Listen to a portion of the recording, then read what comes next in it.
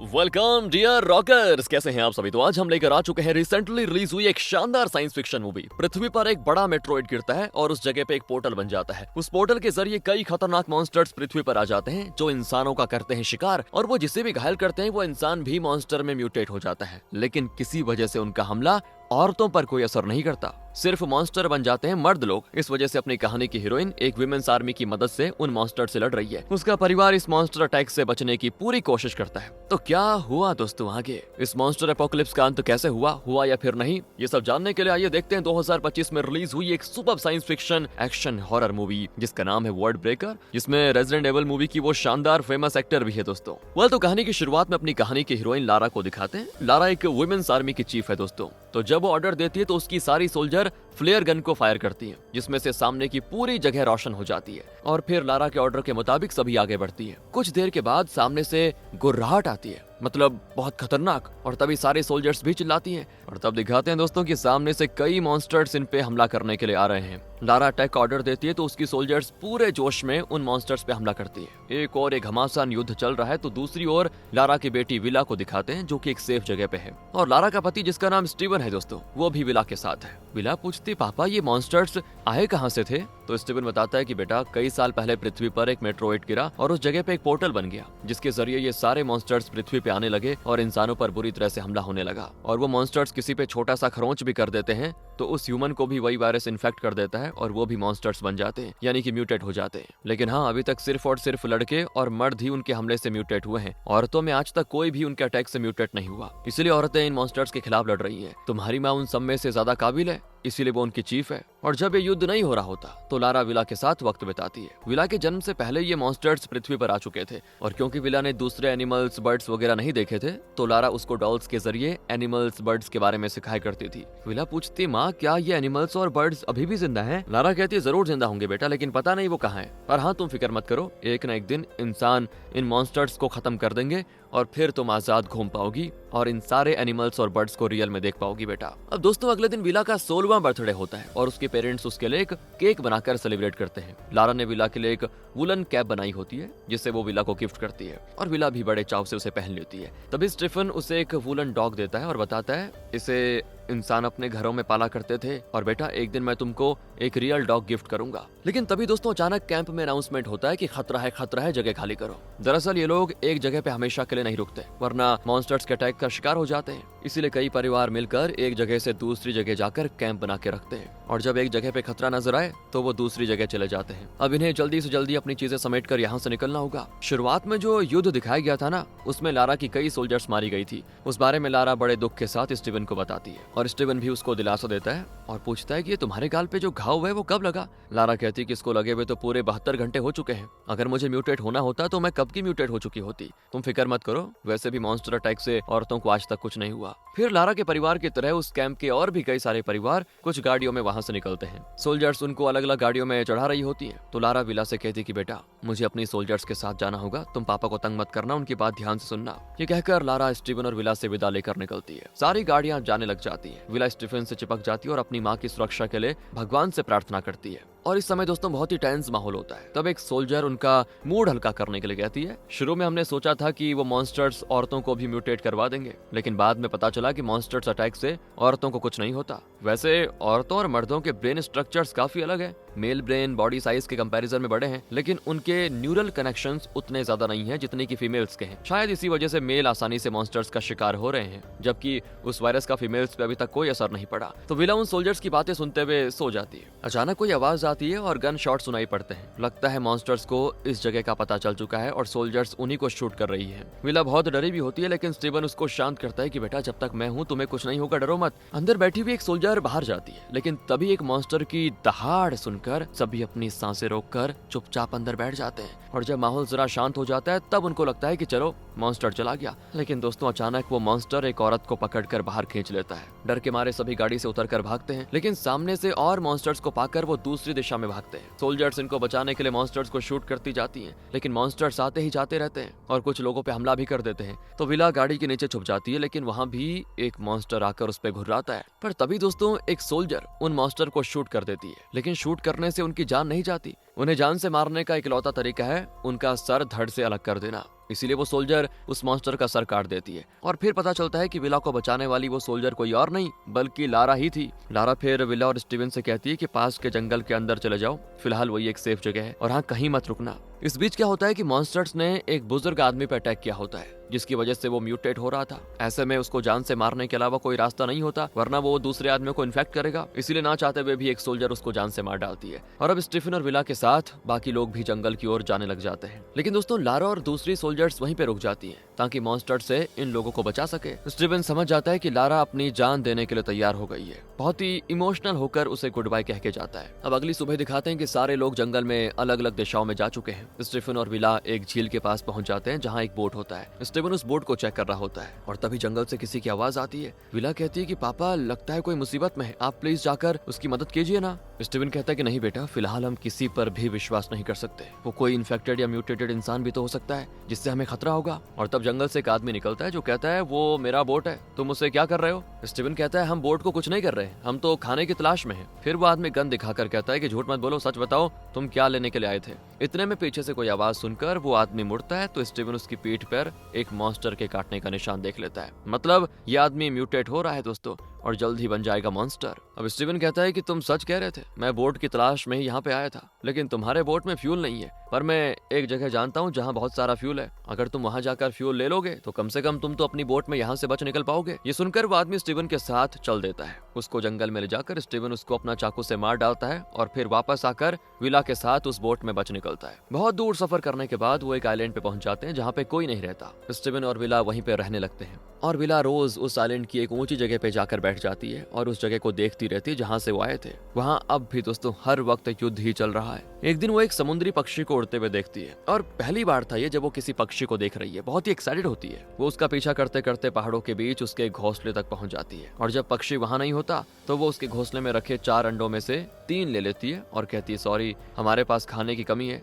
इसीलिए 3 अंडे लेकर एक अंडा छोड़ जाती है। कहती है कि इससे तुम अपना परिवार बढ़ा लेना, मतलब वो बर्ड को कह रही है। इस तरह खुद से बातें करके वो 3 अंडे लेकर घर आ जाती है और जब स्टीवन को पता चलता है तो वो डांटता है उसको कि देखो आइंदा कभी मुझे बिना बताए ये सब मत करना, और तुम उतनी ऊंचाई पर अकेली चढ़कर कैसे गई, गिर गई तो खैर जाकर खाना बनाने की तैयारी करो, मैं लकड़ियां काट कर लाता हूँ। लेकिन विला को खाना पकाना बिल्कुल अच्छा नहीं लगता दोस्तों और कहती है मैं भी लकड़ी काटना सीखूंगी पापा, मुझे भी आपके साथ जाना है, मैं माँ की तरह एक वीर बनना चाहती हूँ। तो स्टीवन कहता है ये बात है तो ठीक है, मैं तुम्हें लड़ने की ट्रेनिंग देता हूँ। ये कहकर वो विला के साथ लड़ने लगता है। स्टीवन के पैर में चोट आई होती है दोस्तों, जिसकी वजह से वो ठीक से चल नहीं पाता, लेकिन फिर भी वो विला को आसानी से हरा देता है। पर वो कहता है कि तुम सच में अपनी माँ की तरह वीर हो बेटा, काफी अच्छा लड़ लेती हो, इसीलिए कल से मैं तुम्हें तुम्हारी ट्रेनिंग शुरू करा दूंगा। अब स्टीवन अंदर जाकर उन अंडों को पकाता है। विला आईने में देखकर बहुत उदास हो जाती है। कहती है जब माँ थी तो वही मेरे बाल बनाती थी। तो स्टीवन कहता है तो क्या हो गया, मैं हूं ना, मैं बाल बना देता हूँ। कहकर वो लारा की तरह विला के बालों में कंघी करता है और बताता है कि सिर्फ तुम ही नहीं,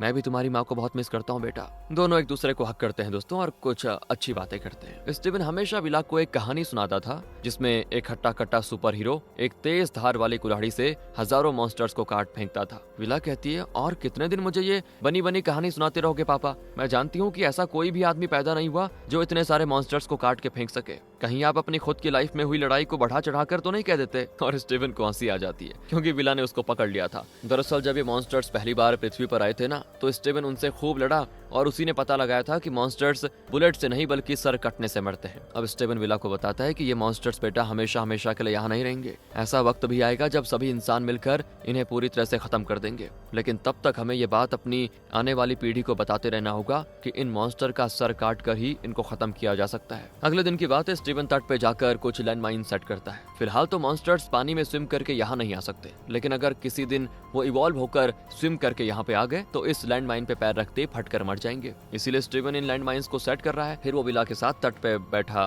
बाइनोकुलर से उन मॉन्स्टर्स को देखकर बताता है कि इन मॉन्स्टर्स की आंखें नहीं है लेकिन दूसरे सेंसेस काफी स्ट्रांग है, और अगर उसने किसी इंसान को अटैक कर दिया तो उस इंसान के ब्रेन का सारा इन्फॉर्मेशन अपने अंदर वो डाउनलोड कर सकता है। इसके बाद तो स्टीवन विला को एकदम मिलिट्री वाली ट्रेनिंग देता है और विला भी काफी जल्दी सीख जाती है दोस्तों। खासकर जब वो तलवार चलाती है तो स्टीवन को लगता है जैसे कि वो लारा को देख रहा हो, मतलब बड़ा अच्छा चलाती है। फिर स्टीवन एक जगह जाता है जहाँ वो कुछ पौधे उगा रहा होता है। वहाँ पे कोई चीज देखकर वो बहुत खुश होता है और उसको लेकर विला के पास आ जाता है। विला पूछती है, पापा आपके हाथ में क्या है? तो वो कहता है कि गेस करो। बोलो ना पापा, कहीं कोई कीड़ा तो नहीं है? स्टीवन हाथ खोलता है दोस्तों तो अंदर स्ट्रॉबेरीज होती हैं, पर विला को पता ही नहीं था कि ये क्या है। तो वो कहता है जरा चख कर देखो। विला उसे खाकर बिल्कुल हैरान रह जाती है कि ये कौन सा फ्रूट है पापा जो इतना टेस्टी है। तब स्टीवन कहता है कि बेटा इसको स्ट्रॉबेरीज कहते हैं। मैंने सोचा था कि स्ट्रॉबेरीज उगना ही बंद हो गए हैं, लेकिन इस आइलैंड में उग रहे हैं, बड़ा हैरानी वाली बात है। फिर वो विला को स्ट्रॉबेरीज के बारे में बहुत कुछ बताता है। अब अगले दिन विला एक छोटे से झरने के पास जाती है जहाँ से वो रोज पानी लेके आती है। पानी लेकर वो समुद्र तट से होकर वापस आ रही होती है तो एक लड़की को देखकर वो चिल्लाने लग जाती है कि आगे मत बढ़ो, वहीं रुक जाओ।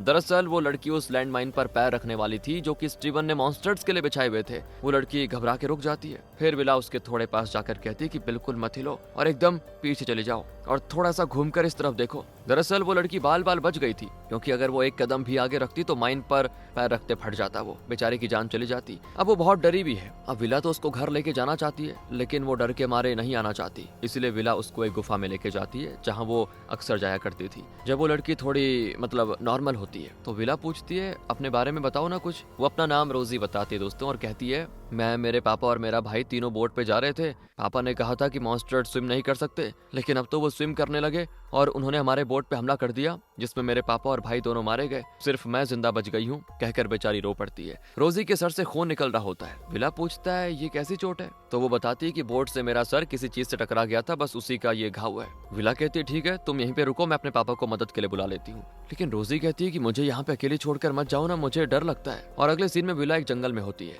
और तब उसे घुर्राहट सुनाई देती है और तलवार लिए हमला करने के लिए बिल्कुल तैयार रहती है वो। लेकिन तब लारा वहाँ पे पहुंच जाती है दोस्तों और विला से लिपट कर कहती है कि तुम कहाँ चली गई थी? मैं तुम्ही को तो ढूंढ रही थी बेटा। अच्छा हुआ तुम सेफ हो, चलो हमें तुरंत यहाँ से जाना होगा। विला कहती है कि माँ पापा को भी तो साथ लेके जाना है, पर लारा कहती है कि उसे उसके हाल पे छोड़ दो बेटा, वैसे भी उसका पैर ठीक नहीं है, वो ज्यादा दिन सर्वाइव नहीं कर पाएगा और मुझसे बहस मत करो, जल्दी चलो। अब लारा और ऊंची कड़क आवाज में बात करने लग जाती है। पता नहीं क्या हो गया उसको, लगता है दोस्तों वो म्यूटेट होने लगी है और ये देखकर विला तो चिल्ला देती है। अचानक उसकी आंख खुलती है। ओह, ये उसका बुरा सपना था। दरअसल विला रोजी के साथ उस गुफा में सो गई थी। अब वो सोचती है यार पापा मुझे ढूंढ रहे होंगे। ये सोचकर वो जल्दी से वहां से निकलकर घर की ओर भागती है। सुबह हो चुकी थी और जब विला घर में घुसती है तो स्टीवन उस पे गन तान देता है कि कहीं मॉन्स्टर्स तो नहीं आ गए। विला को देखकर वो चैन की सांस लेता है और पूछता है कि रात भर कहाँ चली गई थी? अरे मैं पागलों की तरह तुम्हें ढूंढ रहा था हर तरफ। अब विला को अपने पापा से रोजी के बारे में बताने की हिम्मत नहीं होती, इसलिए वो कहती कि पापा मैं जंगल के अंदर भटक गई थी, जैसे मुझे रास्ते का पता चला मैं वापस आ गई। तो स्टीवन कहता है कि चलो शुक्र है तुम सेफ हो, वैसे हम जो कैन फूड लाए थे वो लगभग खत्म हो चुके हैं। मैं जो पौधे उगाने की कोशिश कर रहा था वो भी उग नहीं रहे, इसीलिए अब से हमें थोड़ा कम खाने की आदत डालनी होगी, वरना हम ज्यादा दिन सर्वाइव नहीं कर पाएंगे। ठीक है पापा, लेकिन आपके पास गन कहाँ से आया? तो स्टीवन बताता है कि पिछले साल मैंने उस बोट वाले आदमी का कत्ल कर दिया था, क्योंकि वो म्यूटेट हो रहा था और उसे जिंदा छोड़ देता तो वो हम दोनों को मार डालता। ये उसी की गन है। एक बात याद रखना बेटी, ऐसा नहीं है कि औरतें कभी भी म्यूटेट नहीं होती, मॉन्स्टर्स भी इवॉल्व होंगे जिसकी वजह से औरतों के इन्फेक्ट होने के चांसेस भी बढ़ जाएंगे। अगर ऐसा हुआ तो औरतें भी मॉन्स्टर्स से म्यूटेट हो जाएंगी और फिर सब खत्म हो जाएगा। लेकिन हाँ, अगर कोई मॉन्स्टर अटैक के 72 घंटे के बाद भी म्यूटेट नहीं होता तो उसके मॉन्स्टर बनने के चांसेस बहुत कम हो जाते हैं। और जब स्टीवन सो जाता है तो विला देखती है कि सिर्फ 2 फूड कैन्स बचे हुए हैं। उनमें से एक को लेकर वो गुफा में जाती है। रोजी कैन खोलकर तुरंत पूरा खाना खा जाती है दोस्तों। अब उसको खाते देखकर विला समझ जाती है कि बेचारी बहुत ही भूखी है। रोजी पूछती है क्या तुम अकेली हो? तो विला अपने पापा के बारे में बताना नहीं चाहती वैसे और कहती है हाँ मैं अकेली हूँ। पर विला रोजी को लारा का दिया हुआ एक बुक दिखाती है जिसमें कई एनिमल्स के बारे में लिखा होता है। उस बुक में जो एनिमल्स हैं उनको देखकर रोजी बहुत एक्साइटेड होती है कि क्या सच में दुनिया कभी इतनी खूबसूरत हुआ करती थी। और फिर विला रोजी को वही सुपर हीरो वाली कहानी सुनाती है जो स्टीवन उसको सुनाया करता था कि एक हीरो था जिसने सारे मॉन्स्टर्स को मार डाला और जब सब चैन की सांस ले रहे थे कि सब पहले जैसा हो जाएगा, तब पता चला कि मॉन्स्टर्स ने जिन इंसानों को घायल किया था वो भी म्यूटेट होकर मॉन्स्टर्स का रूप ले रहे हैं और फिर अपने हीरो ने उन म्यूटेटेड इंसानों को भी खत्म कर दिया। इस तरह विला पूरी कहानी को उसको सुनाती है। अब रोजी को विश्वास हो जाता है दोस्तों कि दुनिया फिर से नॉर्मल जरूर हो जाएगी। विला की माँ ने उसे जो वुलन कैप गिफ्ट किया था उसे वो रोजी को पहनाकर कहती कि तुम यहाँ पे आराम से रहो, मैं घर जाकर बाद में आऊंगी। कहकर विला सुबह होने से पहले स्टीवन के पास पहुंच जाती है। अब अगले दिन स्टीवन फिर विला को मस्त ट्रेन करता है। विला भी बढ़िया सीख जाती है। एक पॉइंट पर स्टीवन को लगता है कि विला अपनी सुरक्षा खुद कर लेगी और उसे और ट्रेनिंग की जरूरत नहीं है। वो कहता है कि बहुत हो गई ट्रेनिंग, चलो थोड़ा खेलते हैं। कहकर दोनों मस्त पकड़म पकड़ाई खेलते हैं। लेकिन ये क्या दोस्तों, तभी अचानक से स्टीवन बेहोश हो जाता है। विला भी घबरा जाती कि क्या करूं, लेकिन फिर पता चलता है कि खाना बहुत ही कम था और विला को जिंदा रखने के लिए स्टीवन उसे खाना देता रहा, लेकिन खुद कई दिनों से भूखा रहा, इसीलिए कमजोरी की वजह से बेचारा गिर गया। विला स्टीवन को घर के अंदर लेके जाती है और कहती है कि मैं आपको सूप बना कर देती हूँ पापा, जरा ताकत आ जाएगी। स्टीवन कहता है कि नहीं, मुझे भूख नहीं है बेटा, खाना बहुत ही कम है, जब तक तुम्हारी माँ नहीं आ जाती हमें इसी तरह कम खाकर जिंदा रहना होगा। विला को बड़ा गुस्सा आता है दोस्तों कि आप और कितने साल यही कहते रहेंगे पापा, माँ नहीं आने वाली, सच को एक्सेप्ट कर लीजिए और आगे बढ़िए। अब तक तो माँ मर चुकी होगी, अगर वो जिंदा होती ना तो कब का हमें ढूंढती ढूंढती यहाँ पे पहुंच चुकी होती, और अब मैं यहाँ पे छुप छुप कर जीना नहीं चाहती पापा, मैं माँ की तरह मॉन्स्टर से लड़ना चाहती हूँ, फिर चाहे लड़ते लड़ते मेरी जान ही क्यों ना चले जाए। इस पर स्टीवन भी गुस्से में उसको चिल्ला देता है और फिर दोनों शांत हो जाते हैं। कुछ देर के बाद स्टीवन उसको एक तलवार गिफ्ट करता है दोस्तों, जिससे स्टीवन ने पहली बार उन मॉन्स्टर्स के साथ लड़ाई की थी, वही वाली। वो कहता है कि तुम सच कहती हो बेटी, तुम अपनी माँ की तरह वीर हो और तुम्हें मॉन्स्टर्स से लड़ने के लिए इस तलवार की जरूरत होगी, अब मुझे इसकी कोई जरूरत नहीं है। विला बड़ी खुश होती है क्योंकि वो इसी पल के इंतजार में थी। वो स्टीवन को थैंक करती है। स्टीवन कहता है कि तुम्हारे अलावा इस तलवार को कोई और डिजर्व नहीं करता बेटा। विला तलवार लेकर कहती है कि मैं जरा बाहर घूम के आती हूँ, हो सके तो खाने के लिए कुछ न कुछ ढूंढ लाऊंगी। कहकर वो बाहर जाती है और समुद्र तट पे जाकर उस तलवार को हवा में चलाकर खुश हो लेती है। फिर वो उस गुफा में जाती है, लेकिन वहाँ रोजी नहीं होती, और तो और दोस्तों वो कैप और बाकी सारी चीजें भी तहस नहस पड़ी होती है। विला को बड़ा दुख होता है और हैरानी भी कि ऐसे कैसे हो गया, क्योंकि ये कैप तो उसकी माँ की निशानी है। तब विला को कोई आवाज आती है और वो उसी दिशा में जाती है। वहाँ बैठी होती है रोजी। विला उसके पास जाते हुए कहती है कि तुमने इन चीजों को डैमेज क्यों किया, लेकिन उसका चेहरा देखकर विला हो जाती शॉक, क्योंकि वो भी मॉन्स्टर में म्यूटेट हो रही थी दोस्तों, और सीधे विला पे हमला करने आती है। अब स्टीवन ने विला को काफी ट्रेनिंग दी थी, लेकिन इस पल में उसे वो सब याद नहीं रहता और उस मॉन्स्टर के साथ फाइट करने के बजाय विला बातचीत से उसको समझाने की कोशिश करती है। वो तो अच्छा हुआ कि इतने में स्टीवन वहाँ पे आ जाता है और उस मॉन्स्टर्स को शूट कर देता है। तब वो मॉन्स्टर विला को छोड़कर स्टीवन की ओर जाती है। स्टीवन के गन में बुलेट्स खत्म हो जाते हैं तो वो अपनी तलवार से उस मॉन्स्टर का सर काट देता है। इस तरह विला बच जाती है, उसका पापा भी। स्टीवन कहता है कि ये मॉन्स्टर्स अपने माइंड से दूसरों के साथ कम्युनिकेट करते हैं बेटा, इसीलिए पानी के उस पार जो मॉन्स्टर्स हैं अब तक उन्हें इन्फॉर्मेशन मिल गई होगी कि इस आइलैंड में इंसान है, शायद वो स्विम करना भी सीख गए होंगे, इसीलिए हमें ये आइलैंड छोड़ना होगा। तो विला कहती कि शायद नहीं पापा, सच में उन्हें स्विम करना आ गया है। ये सुनकर स्टीवन और शॉक, अब इन्हें यहाँ से दूर किसी दूसरे आइलैंड पे जाना होगा, नहीं तो दिक्कत हो जाएगी। स्टीवन ने जो बोट सेट करके रखा हुआ था, दोनों उसकी ओर निकलते हैं। दूसरी ओर दिखाते हैं कि वो मॉन्स्टर समुद्र में स्विम करते हुए बड़ी तेजी से इनके आइलैंड की ओर आ रहे हैं दोस्तों, और यहाँ स्टीवन और विला एक पेड़ के नीचे आराम कर रहे होते हैं। अचानक विस्फोट की आवाज आती है, मतलब वो मॉन्स्टर्स आ चुके हैं और स्टीवन ने जो लैंडमाइन सेट किए थे वही फट रहे होते हैं। स्टीवन विला को ले जाकर जल्दी से भागता है। कुछ दूर पर दो पहाड़ों के बीच एक पेड़ को काटकर ब्रिज की तरह रखा होता है। अब स्टीवन ने पहले से विला को इस पर चलने की ट्रेनिंग दे रखी थी, तो विला उस पर चढ़कर दूसरी तरफ पहुंच जाती है। इससे पहले कि स्टीवन उस ब्रिज पे पैर रखता, उसके पीछे एक मॉन्स्टर आ जाता है और विला चिल्लाती कि पापा सावधान, लेकिन तब तक मॉन्स्टर स्टीवन पे हमला करके उसे नीचे धकेल देता है। विला उस ब्रिज पे चलकर वापस इस तरफ आती है और स्टीवन ने उसको जो तलवार दी थी उससे मॉन्स्टर का सर काट देती है। लेकिन एक दिक्कत ये हो गई है कि मॉन्स्टर और ज्यादा इवॉल्व हो चुके हैं, इसीलिए अब सर कट के जाने के बाद भी उनके ब्रेन्स उनकी बॉडी को सिग्नल भेजते रहते हैं, जिसके जरिए उनका शरीर हमला करना जारी रखता है। विला भी चौंक जाती है, लेकिन उस मॉन्स्टर से लड़ते लड़ते विला ब्रिज में पीछे जाने लग जाती है। एंड वक्त पे क्या होता है कि स्टीवन उस मॉन्स्टर के सर को पूरी तरह कुचल देता है, जिसकी वजह से उसकी बॉडी पहाड़ से नीचे गिर जाती है। तब स्टीवन उसको बताता है कि मॉन्स्टर्स और भी इवॉल्व हो गए हैं बेटा, अब सिर्फ सर काटना काफी नहीं है, उनके ब्रेन को भी कुचल देना होगा। ये बात याद रखना और आगे आने वाली पीढ़ी को बताते रहना। दोनों कुछ दूर भागते हैं, लेकिन स्टीवन एक जगह गिर जाता है। उसका पैर अब मतलब बिल्कुल चलने लायक नहीं है, वो बुरी तरह डैमेज हो चुका है। तभी वहाँ पे एक मॉन्स्टर आ जाता है, लेकिन अब की बार विला स्टीवन की मदद के बिना खुद ही अपनी तलवार से उसको मार देती है, दो टुकड़े कर देती है उसके ब्रेन के दो हिस्से हो जाते हैं, वो मर जाता है। ऐसी और भी कई मुश्किलों का सामना करके दोनों बीच के पास पहुंच जाते हैं। स्टीवन कहता है कि अब तुम्हें खुद अपना ख्याल रखना होगा बेटा। वो विला को बोट के बारे में समझाता है और बताता है कि उसे कैसे पानी में उतारना होता है और कैसे चलाना होता है। तो विला कहती पापा एक बात बताओ, ये मुझे क्यों बता रहे हो आप तो मेरे साथ आने वाले हो ना, चलो ना हम दोनों बोट में चले जाते हैं। लेकिन स्टीवन अपना शर्ट हटाता है तो पता चलता है कि उस मॉन्स्टर के अटैक से स्टीवन घायल हो गया और बहुत ही जल्दी वो भी मॉन्स्टर बन जाएगा। विला तो ये बात एक्सेप्ट ही नहीं कर पाती, रोती है कि पापा आपके अलावा मेरा कोई नहीं है और आप प्लीज मेरे साथ चलिए ना, आपको कुछ नहीं होगा। इतने में दोस्तों वहाँ मॉन्स्टर्स की दहाड़ सुनाई देती है। तो स्टीवन कहता है कि बेटा तुम खुद अपनी माँ जैसी वीर बनना चाहती थी ना, एक मॉन्स्टर वॉरियर बनना चाहती थी ना, अब वक्त आ चुका है, तुम जल्दी से जल्दी निकल जाओ, उन मॉन्स्टर्स को मैं रोक लूंगा। कहकर स्टीवन उन मॉन्स्टर्स के साथ लड़ने को तैयार हो जाता है और विला उसकी बात मानकर जल्दी से उस बोट के पास जाकर रस्सी को कट कर देती है। लेकिन बोट नीचे जाने का नाम ही नहीं लेता। विला उसको धक्का देती भी है तो जरा नीचे जाता है लेकिन फिर रुक जाता है। वो फिर से जोर लगाती है तो थोड़ा और आगे जाकर फिर रुक जाता है। उसकी समझ में कुछ आता नहीं कि क्या करूं और वो मुड़कर अपने पापा को देखती है। पर स्टीवन ने म्यूटेट होना शुरू कर दिया था, वो जल्द ही मॉन्स्टर बन जाएगा। और तब विला फैसला करती है कि अब उसे खुद ही अपनी सुरक्षा करनी होगी, उसे अपने ही बल पे सरवाइव करना होगा।